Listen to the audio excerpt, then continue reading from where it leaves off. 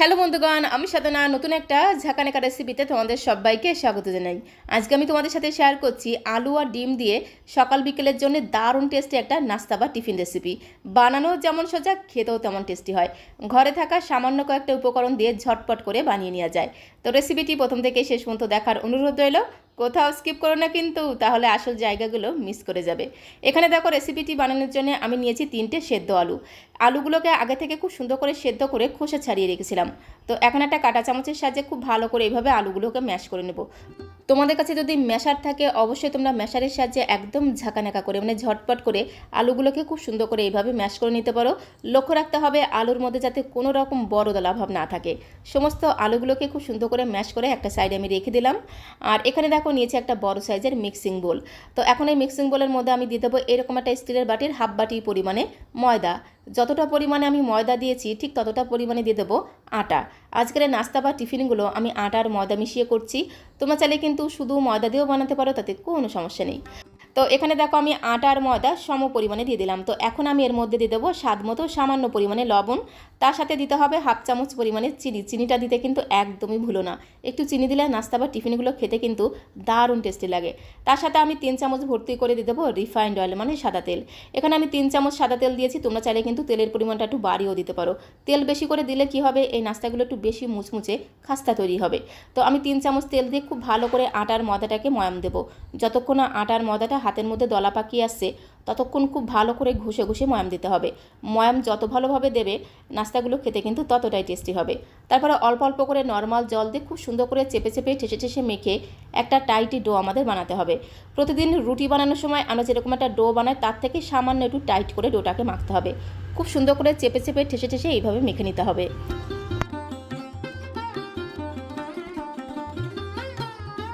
তো দেখো, খুব সুন্দর করে চেপে চেপে ঠেসে ঠেসে ঠিক এইরকম একটা টাইটি ডো আমি বানিয়ে নিয়েছি। তো এখন এই ডোটাকে একটু ধামা চাপা দিয়ে রাখতে হবে, মানে ঢাকনাটা বন্ধ করে জাস্ট 10 মিনিটের জন্য একটু রেস্টে রেখে দেবো। 10 মিনিট পরে দেখবে ডোটা আরও বেশি সফট হয়ে যাবে। ডোটার দিকে রেস্ট নিতে থাক, ততক্ষণে আজকের টিফিনের জন্য আমি আলু আর ডিমের একটা টেস্টি পুর তৈরি করে নেব। পুরটা তৈরি করার জন্য গ্যাসের ফ্লেমটা অন করে দিয়ে একটা কড়াই বসিয়ে দিয়েছি। কড়াইটা যখন গরম হয়ে যাবে, কড়াইয়ের মধ্যে জাস্ট 2 চামচ দিতে হবে রিফাইন্ড অয়েল, মানে সাদা তেল। তেলটা যখন গরম হয়ে যাবে, সামান্য পরিমাণে গোটা জিরে ফোড়ন দিতে হবে। তার সাথে আমি অর্ধেকটা পরিমাণে ক্যাপসিকামকে একদম ঝিরিমিরি করে কুচি করে রেখেছিলাম। তো ঝিরিমিরি ক্যাপসিকামগুলোকে দিয়ে খুব ভালো করে নেড়ে মিনিট খানেক সময় ধরে একটু ভেজে নেব। তো গ্যাসের ফ্লেমটা মিডিয়াম টু লোতে রেখে মিনিট খানেক সময় ধরে ক্যাপসিকামগুলোকে একটু হালকা করে নেড়ে ভেজে নেওয়ার পরে এর মধ্যে আমি দেবো গ্রেট করা আদা। হাফ ইঞ্চি মতো আদাকে গ্রেট করে দিয়ে দিলাম। আর আদাটাকে কিন্তু অবশ্যই গ্রেট করে দিতে হবে, তাহলে টিফিনগুলো খেতে কিন্তু দারুণ লাগবে। তারপরে ঠিক একই রকমভাবে গ্যাসের ফ্লেমটা মিডিয়াম টু লোতে রেখে আদাটাকেও মিনিট খানেক সময় ধরে ভেজে নেব, যতক্ষণ না আদার কাঁচা গন্ধটা চলে গিয়ে খুব সুন্দর একটা ভাজা গ্রান বেরিয়ে আসছে। ততক্ষণ অবধি ঘোটানাটা করে আদাটাকেও একটু ভেজে নিতে হবে। আদা থেকে যখন খুব সুন্দর একটা ভাজা গ্রান বেরিয়ে এসেছে, তখন আমি এর মধ্যে দিয়ে দেবো ডিম। এখানে আমি 2টো ডিম নিয়েছি। ডিমের পরিমাণটা তোমরা আরও বাড়িয়েও নিতে পারো, তাতে কোনো সমস্যা নেই। 2টো ডিমকে আগে থেকে একটা পাত্রের মধ্যে ভেঙে নিয়েছিলাম। তো 2টো ডিম ভেঙে দিয়ে দিলাম। তার সাথে আমি 3টে কাঁচা লঙ্কাকে একদম ঝিরিঝিরি করে কুচি করে দিয়ে দিলাম। তারপরে খুব ভালো করে ঘোটানাটা করে ডিমের একটা ভুজিয়া তৈরি করে নেব। গ্যাসের ফ্লেমটা মিডিয়াম টু লোতে রেখে কন্টিনিউ নাড়াচাড়া করে ডিমের এরকম একটা ভুজিয়া তৈরি করে নিতে হবে। আর ডিমের ভুজিয়াটাকে খুব ভালো করে লাল লাল করে ভেজে নেব, তাহলে খুব সুন্দর টেস্ট হবে, সাথে সাথে ঘ্রাণটাও কিন্তু দুর্দান্ত হবে। ডিমের ভুজিয়াটাকে একটু লালচে করে ভেজে নেওয়ার পরে এর মধ্যে দিতে হবে পেঁয়াজ কুচি। এখানে আমি একটা বড় সাইজের পেঁয়াজ, মানে সবথেকে বড় সাইজের যে পেঁয়াজগুলো হয় তারই একটা পেঁয়াজকে একদম ঝিরিমিরি করে কুচি করে দিয়ে দিলাম, যাকে বলে ফাইন চপ করে কুচি করে দিয়ে দিলাম। তোমরা চাইলে কিন্তু 2টো মিডিয়াম সাইজের পেঁয়াজকে একদম ঝিরিমিরি করে কুচি করে দিতে পারো, তাতে কোনো সমস্যা নেই। পেঁয়াজ কুচিটাকে দিয়ে খুব ভালো করে একটু ঘোটানাটা করে মিশিয়ে নিতে হবে। পেঁয়াজটাকে যে লালচে করে ভাজতে হবে সেরকম কোনো ব্যাপার না, পেঁয়াজটা কিন্তু কাঁচা কাঁচাই থাকবে। তো তার জন্য সেরকমভাবে পেঁয়াজটাকে খুব ভালো করে একটু ঘোটানাটা করে মিশিয়ে নেওয়ার পরে এর মধ্যে দিয়ে দিলাম গরম মশলার গুঁড়ো। তার সাথে দিতে হবে স্বাদ মতো লবণ, আর দিতে হবে পরিমাণ মতো হলুদের গুঁড়ো। তার সাথে প্রায় 1 মুঠোর মতো দিয়ে দেবো ফ্রেশ ধনেপাতা কুচি। এতে কিন্তু এই ডিম আর আলুর পুরটা খেতে অসাধারণ টেস্টি হবে। সমস্ত কিছুকে একসাথে খুব ভালো করে একটু ঘোটানাটা করে মিশিয়ে নেব।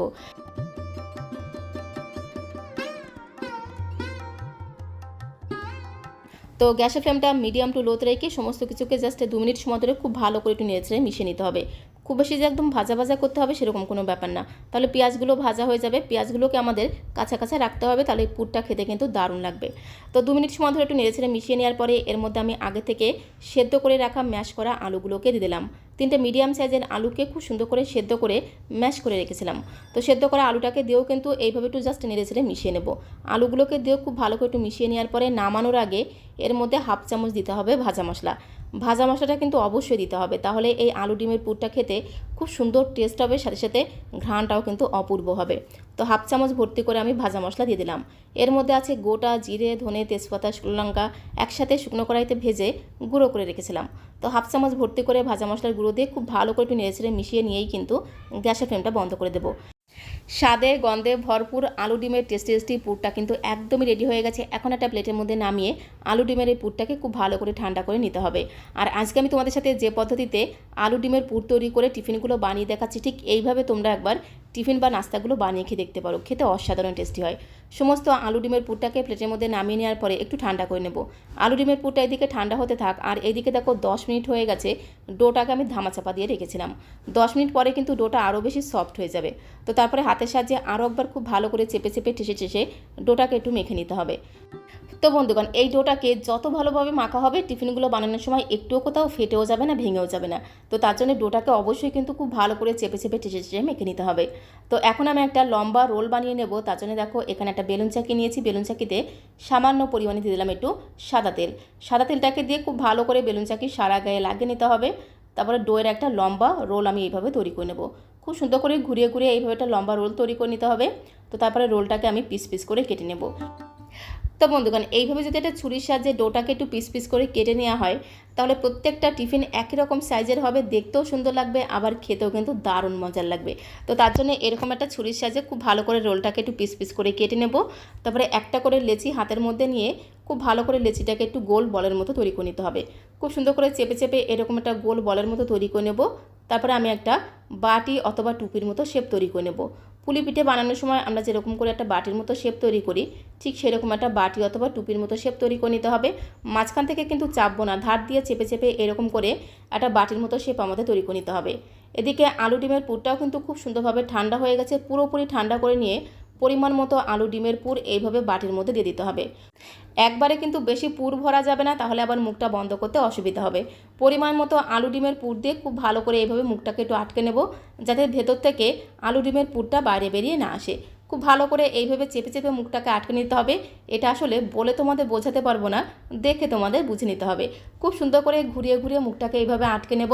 এক্সট্রা যে ডোটা আছে সেই ডোটাকে আমি কেটে বাদ দেবো, তাহলে ওই অংশটা শক্ত থাকবে না, খেতে কিন্তু দারুণ লাগবে। তারপরে এই পুর ভরা লেচিটাকে দু হাতের তালুতে রেখে এবার একটু হালকা করে চেপে চেপে চ্যাপটা করে নেব, তাহলে টিফিনগুলো দেখতেও কিন্তু সুন্দর লাগবে। আলতু হাতে চেপে চেপে এইভাবে দেখো একটু চ্যাপটা করে নিলাম। ঠিক একই রকমভাবে আরও একটা আমি তোমাদের তৈরি করে দেখাবো। একটা করে লেচি দু হাতের তালুতে নিয়ে প্রথমে একটু গোল বলের মতো তৈরি করতে হবে। তারপর একটা বাটি অথবা টুপির মতো শেপ তৈরি করে পরিমাণ মতো আলু ডিমের পুর এই বাটির মধ্যে দিতে হবে। তারপরে খুব সুন্দর করে মুখটাকে একটু আটকে নিতে হবে। তো এইভাবে পরিমাণ মতো পুর ভেতরে দিয়ে খুব ভালো করে মুখগুলোকে একটু চেপে চেপে আটকে নেব, যাতে ভেতর থেকে পুরটা বাইরে বেরিয়ে না আসে। এইভাবে তোমরা পুর ভরে লেচিগুলোকে 3-4 দিন ফ্রিজেও রেখে দিতে পারো।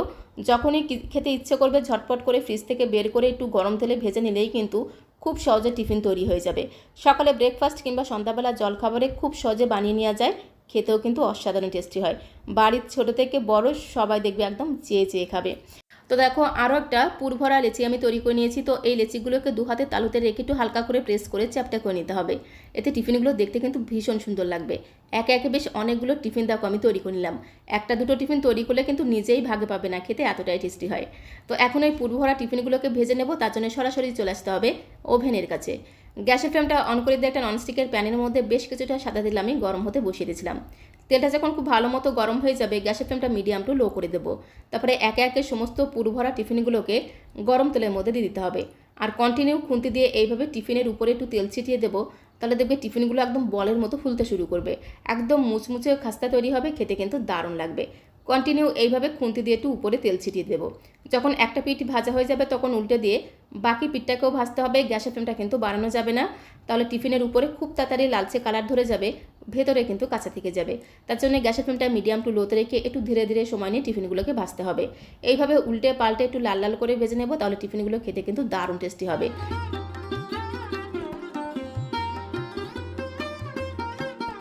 তো গ্যাসের ফ্লেমটা মিডিয়াম টু লোতে রেখে একটু ধীরে ধীরে সময় নিয়ে টিফিনগুলোকে দেখো একটু লালচে করে ভেজে নিয়েছি। এখন একটা পাত্রের মধ্যে আমি তুলে নেব। টিফিনগুলো দেখো কত সুন্দর ফুলেছে, একদম বলের মতো তৈরি হয়েছে। খুব সুন্দর করে তেল ছেঁকে ছেঁকে একটা পাত্রের মধ্যে তুলে নিতে হবে।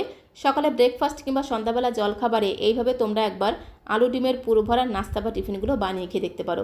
একবার বানিয়ে খেলে এর সাথে মুখে লেগে থাকবে। বানানো কিন্তু ভীষণ সহজ, তাও আবার রান্নাঘরে থাকা সামান্য একটু উপকরণ দিয়ে খুব সহজে বানিয়ে নেওয়া যায়। এর সাথে থাকে যদি টমেটো সস, তাহলে তো কোনো কথাই নেই। টমেটো সসের সাথে কিন্তু পুরোপুরি জমে যাবে। তো একটি টিফিনে দেখো তোমাদের ভেঙে দেখিয়ে দিলাম, ভেতরে দেখো একদম আলু ডিমের পুরে ঠাসা। আর অবশ্যই কিন্তু গরম গরম খেতে হবে। তো এখন আমি টমেটো সসের সাথে খাবার খেতে খেতে তোমাদের কাছে রিকোয়েস্ট করব, আজকের এই আলু ডিমের পুর ভরা টিফিন বা নাস্তা রেসিপিটা তোমাদের কাছে কেমন লাগলো অবশ্যই কমেন্ট বক্সে লিখে জানিও। ভালো লাগলে একটা লাইক আর শেয়ার করে দেওয়ার অনুরোধ রইল। নতুন বন্ধু হয়ে থাকলে চ্যানেলটিকে সাবস্ক্রাইব করে দিয়ে পাশে থাকার অনুরোধ রইল। সবাইকে অসংখ্য অসংখ্য ধন্যবাদ।